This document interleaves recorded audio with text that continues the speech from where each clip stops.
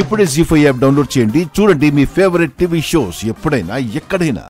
మీరు కాకుండా ఇంకెవరైనా ఆ టైంలో మేల్కోగా ఉన్నా, మీకు కనిపించినా ఏ చిన్న డీటెయిల్ అయినా పర్వాలేదు, చెప్పండి.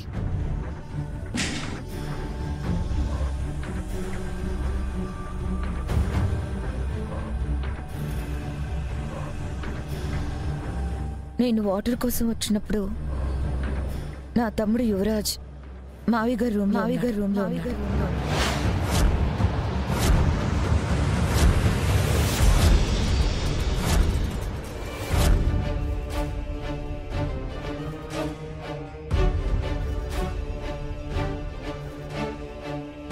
చా కౌశిక్ చెప్పదనుకుంటే చెప్పేసిందేంటి?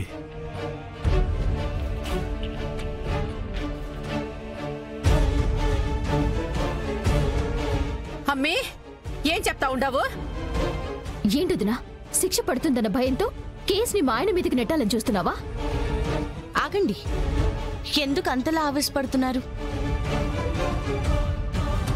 అసలేం జరిగిందో తెలుసుకోకుండా కౌశిక్ గారే తప్పు చేస్తున్నారని మీరెలా ఫిక్స్ అయిపోతారు?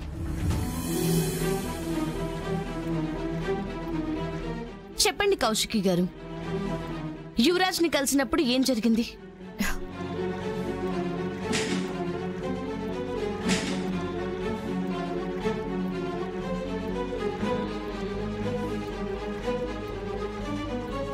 ఫోన్లో ఛార్జింగ్ అయిపోయింది, ఇక్కడ ఉందేమో అనుకుని అంకుల్ రూమ్కి వచ్చాను.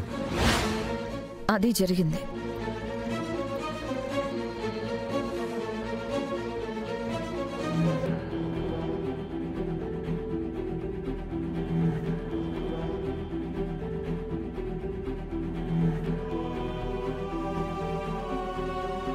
ఆ టైంలో ఆ గదిలో ఏం చేస్తున్నావు యువరాజ్?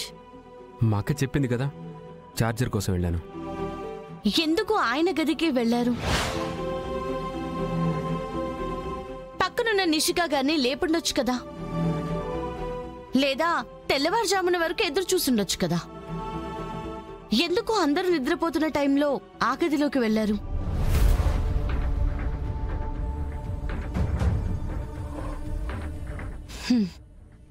అయినా అసలు మీరు ఆ టైంలో లేచి ఫోన్ ఛార్జింగ్ ఎందుకు చూసుకున్నారు?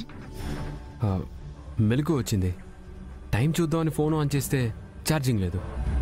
నైట్ జరిగిన గొడవ వల్ల అందరూ చాలా ఆలస్యంగా పడుకున్నారు, అందుకే నిష్క వాళ్ళని కూడా లేపలేదు.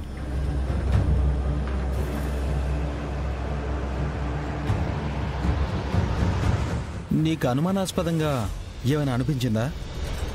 లేదు, అయినా నేను అక్కడ ఎక్కువసేపు ఉండలేదు, వెంటనే వెళ్ళి పడుకున్నాను.